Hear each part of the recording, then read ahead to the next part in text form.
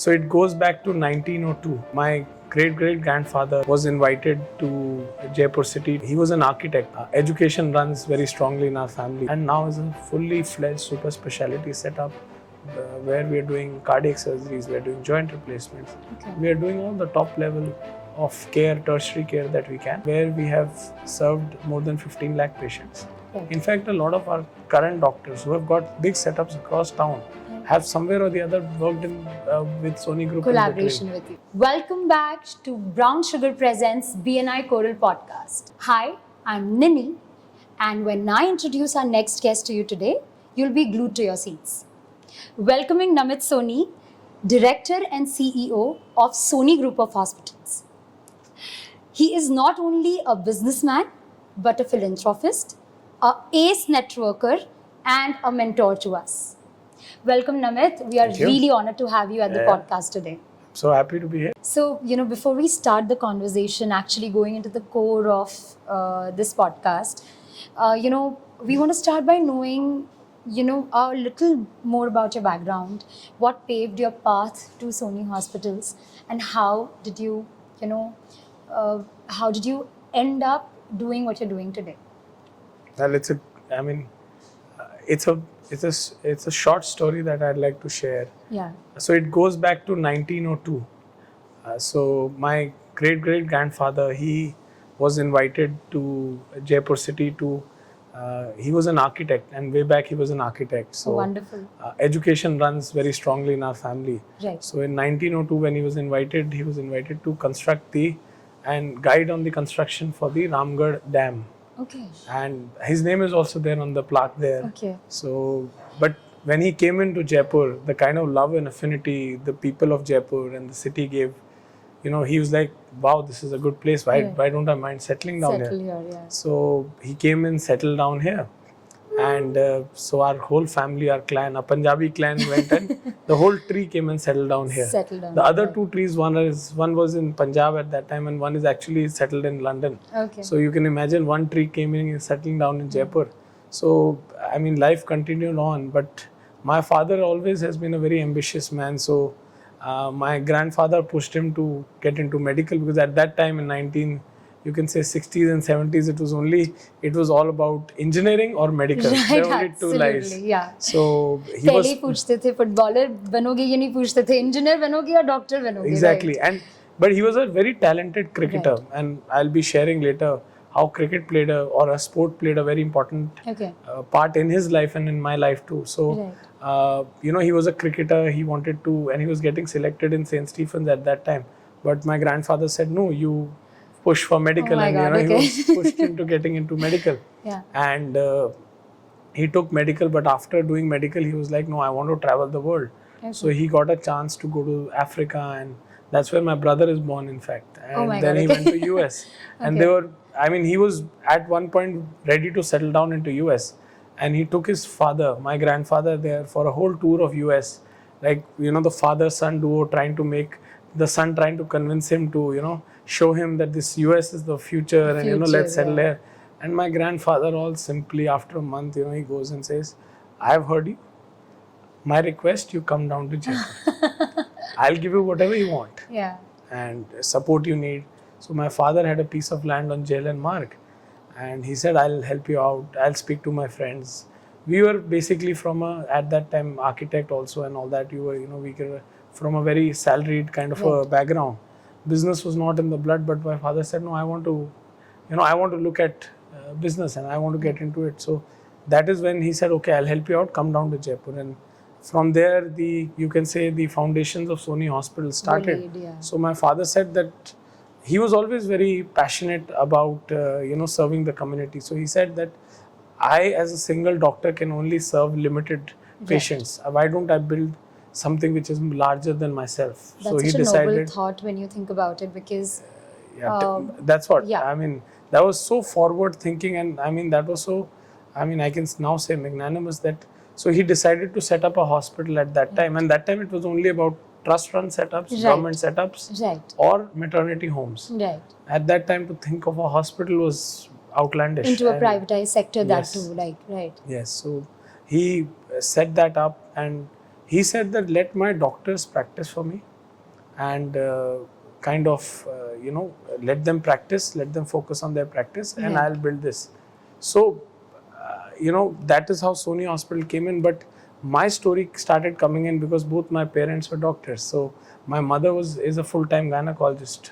So, and gynecologists are working 24/7. 24/7, So as a absolutely. result, I used to get free from school and I used to be with her. At times I was spending 12 hours in the hospital. Right. So I have been so much into the culture of the hospital that it felt second home to me, working with the staff, being there with the staff, being with doctors, seeing them serve the patients. That that Imbibed in affinity, you, right? At kind an of, early the age. kind of service level, right, came, settled down deep inside me. So I felt coming back to Jaipur was a very natural calling. Right. But there was a deeper motivation for me to think about Jaipur and coming back to my father, because what he had done about 40 years back was try to focus and think of something which we today see as very basic. Like, you see corporate hospitals, you see professionally run setups, Right. but in 1980 they weren't. Right. So he tried to set up something like that then. You can say, I can very safely say, tried to set up Right. Jaipur's first corporate hospital at that Right. time. But he was way before the community. People were ready for it. And, he gets a lot of love from his doctors, but the kind of recognition he should have got, I feel he's not got what he deserves. And that's where I feel that's where I think me and my brother come in, what we want to establish and what we want to take forward is this legacy. Where we right. want our doctors, that they are clinicians. They study umpteen number of hours. Right. They work like numerous years to be able to see their first patient. Absolutely. And those doctors should not be wasting time in mundane tasks, in repetitive tasks. They should not be focused on tasks that are not focused towards giving their best to the patient. Right. That is where the whole ecosystem should come in. And we have in the last 14 years and last 38 years in Soni Group worked towards building that strong ecosystem for our doctors. Yeah.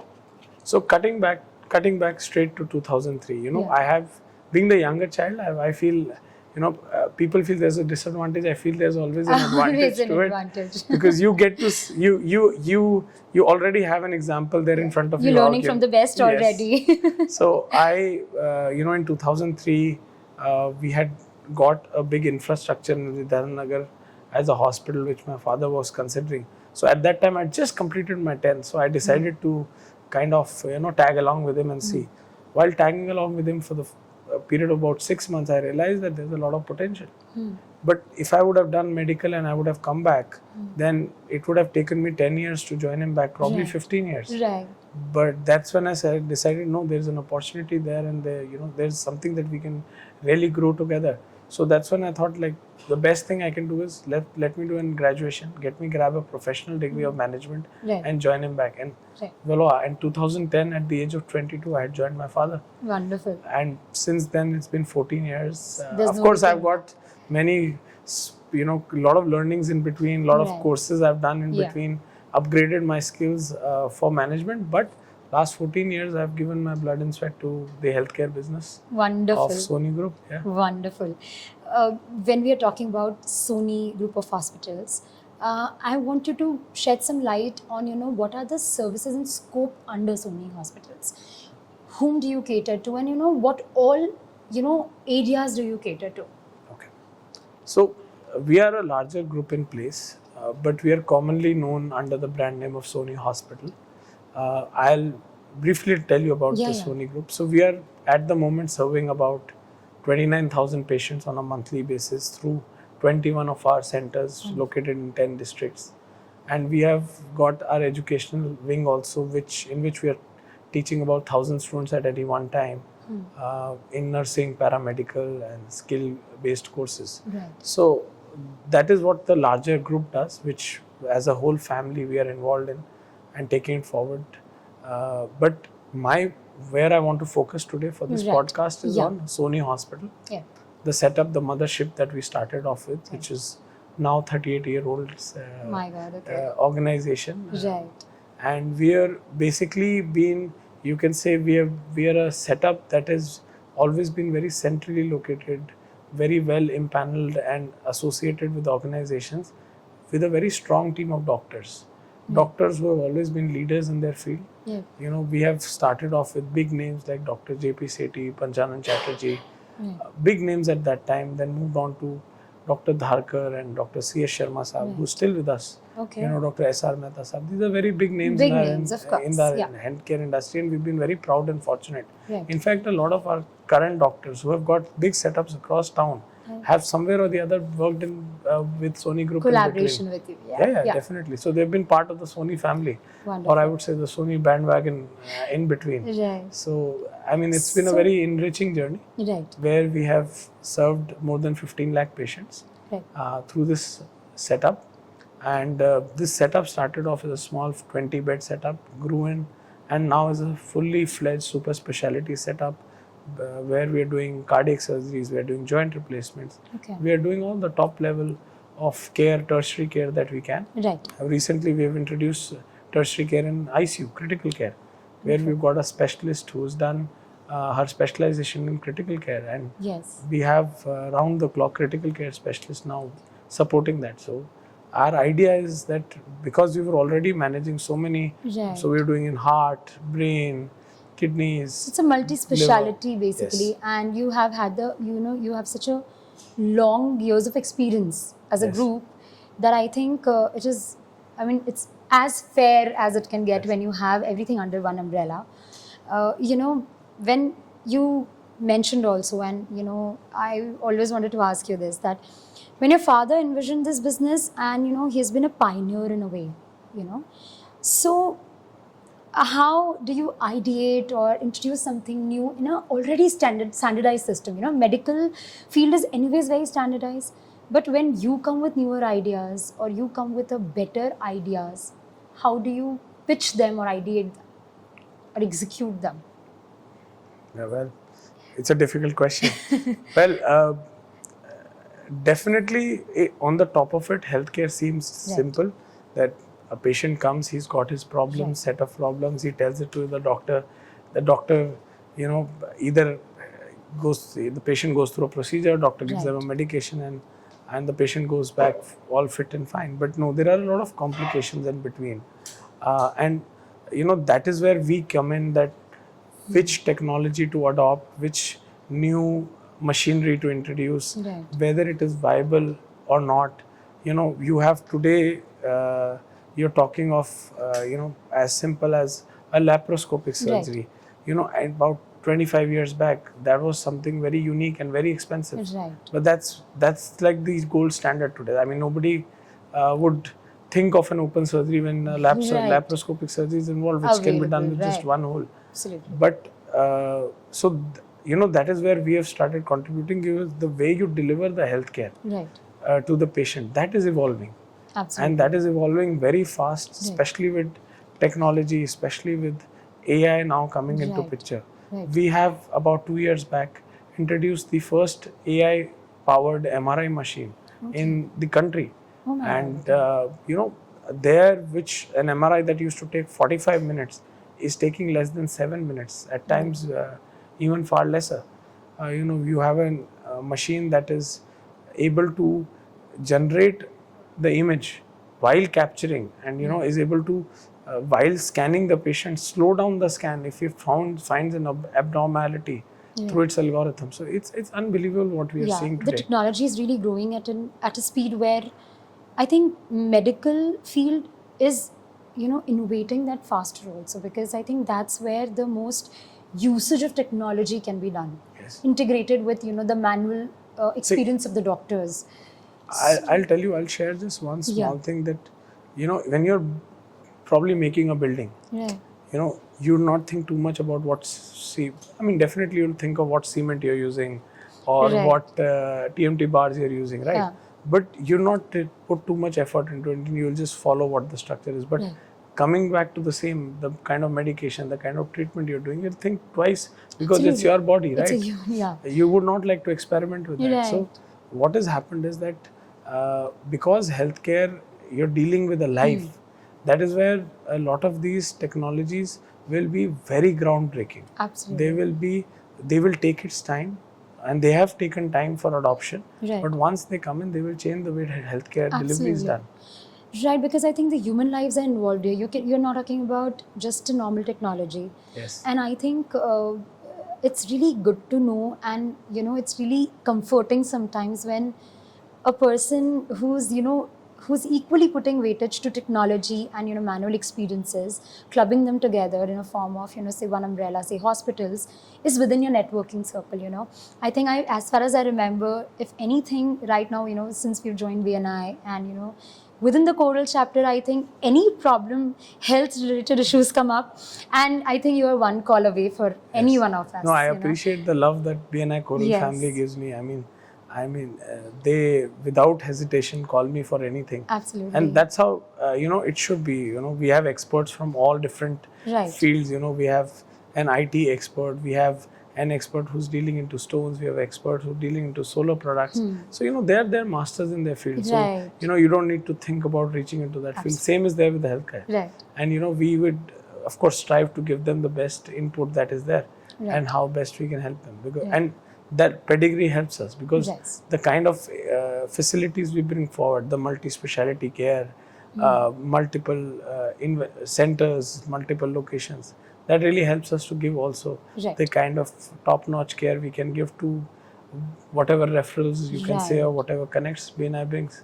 So Right. it's a win-win journey, I feel. Absolutely, 100%. Because when we saw you speaking about Sony hospitals, and you brought in doctors, you brought in case studies, I realized that how how serious and how dedicated you are in building this group. It's not just one person's job. I believe that you need to have a good leadership. Yes. This I think I've always understood, since I've joined the business, or probably I'm watching all of you doing business.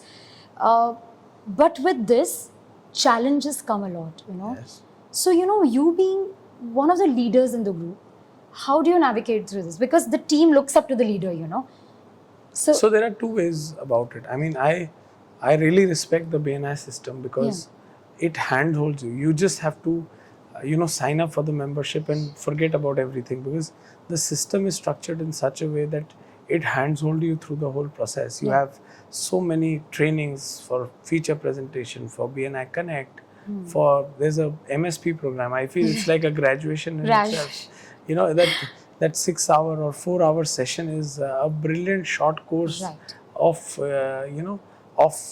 I would say of a Presenting subject of yourself, yeah. putting your business forward Right.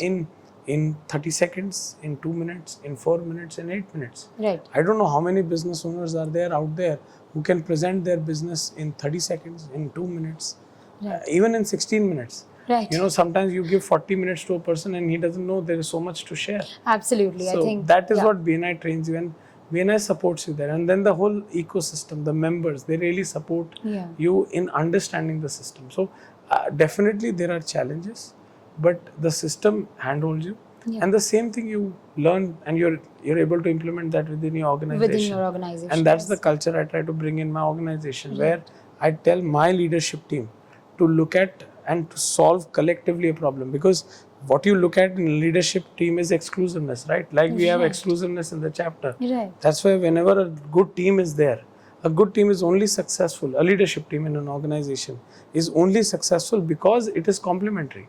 Right. Wherever there is overlap, there will be conflict, there will be gossip. Absolutely. So you learn a lot from BNI which you can implement within your Wonderful. organization. Wonderful. And that clarity of thought is what BNI helps you. And at every step, you can adopt something in your organization. That's such a good thought. When you think about implementation in general, what you learn, what you implement, I think that makes you cross the hurdles. Yes. So we have always known. I'm sure everyone who's viewing this is going to agree with me that you are a ace networker. So how do you maintain that social work balance? Plus, what do you do in networking that helps you in building the business? See, I can go and talk to people that might not be called as networking. So what do you look forward to when you network? So there are two facts to it. It is very difficult. I get pulled from my family Right. because at times networking takes a lot of your personal time as well. So it is difficult. Yes. And I'm always trying to strike a balance. Sometimes I go overboard. Sometimes I disappear also for a while. So idea is that it is there, but I feel going forward. And if you, I mean, there was a session by a leader in Harvard who talked of that only the selling in 2020 or 2024 or in the 20th century or 21st century, sorry, would be relationship selling. Absolutely. So network and the kind of network you build will help you grow your business. So I'm very strongly aligned with BNI value system, with my own value system of business growth. Because when you're growing, you're actually, you are actually progressing, and that's what matters. That's how you're contributing to the larger purpose. Absolutely. And when you look at networking, I follow two very simple rules. Right. And that's where I think BNI has really helped me, is take away the goosebumps in the tummy. Right. Because when you enter a room, you want to enter a room, and BNI gives you that room where you don't know 98% of the room. Right. What do? We try to find that 2% and be with them. Right. But no, that's where you swallow the difficult thing and you go meet that 98% you don't know. So that's one thing I do. I go meet new people. Right. And my initial intent is following that giver's gain policy. Right. That how can I help that person? So I walk in with that mindset. And I've seen wonders happen with that. Absolutely. And I've seen wonders happen to me in the sense that I've seen the kind of connects. I still remember one of my most important connects way back in 2017 for my own hospital. I mean, we've revamped Soni completely inside and outside. It's like we are the new leadership. There was a new change in 2018. That connect came to me during pre-networking when I was having a cup of coffee and I met a visitor. He later on joined the chapter, became a president also. But I got a connect during pre-networking. Right. So, every opportunity you get to meet new people, you should not miss that. Absolutely. Because that's like a box of cooked toffees or offered to you. It's there. You just have to pick one and eat they and rightly say that your network is the new currency. Yeah. 100%. Nowadays I feel that people do 60% of their work only through networks. So I'll just simply ask you a question. I mean, say tomorrow you want to take a decision to buy a TV.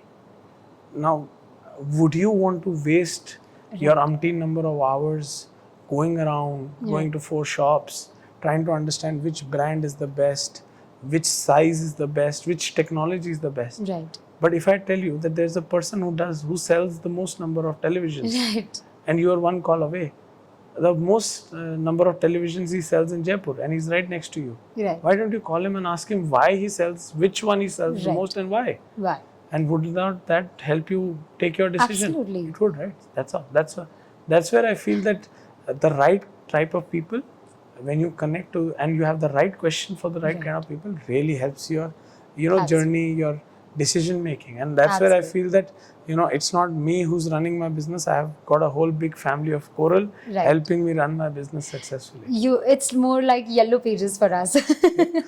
But a yellow pages, that is I can say that is guaranteed to give you the right service at the right price and reliable. Absolutely. Definitely there are people who at times you can have a bad experience, no doubt. But that's where your quality comes in to kind of your build your own wisdom of filters. making that decision 100%. and move comes in. Absolutely right. When we talk about wisdom and when we talk about vision, what is your vision for Soni Hospital in the coming next 3 years? So, I don't know whether you're aware of it or not. I mean, India being now the most populous country, we are very behind in the kind of healthcare facilities we have. We have 0.65 doctors per 1,000, which is supposed to be one. We need some 15 lakh beds in less than 2 years by 2025 by Niti Aayog. We require some 60 lakh nurses. The number of the facility, the number of staff, the number of doctors we require is huge. So there's a lot of potential in healthcare. There's a lot of potential in delivery of healthcare. But the saddest part it is skewed towards metros and big cities, even Jaipur for that matter. Right. So I feel there's a lot of scope for localization of healthcare, of hospitals, of providing care. So my vision is to build neighborhood hospitals, hospitals which are focused in 5 to 10 kilometer radius only, and that is where I feel that there's a huge gap there, and I've envisioned that we can build a strong group of about 30 hospitals within a small span of 5 years, Right. serving close to 1.5 lakh patients, inpatients, on a yearly basis, and I mean that's very realistically possible. Right. So that's the kind of vision me and my team hold. That by 2030 we want to have 34 hospitals serving about 1.5 lakh patients yearly, inpatients. Outpatients would be, of course, 10 or Right. 15 times that. Right. So there's there's a big footprint, and we want to do it in a very sustainable manner. Right. And we want to make sure that we contribute to the society, and the immediate community is benefited from that. So we see a lot of potential there. With this, we come to an end of this episode. Stay glued with us because we are going to get you a very exciting guest next time.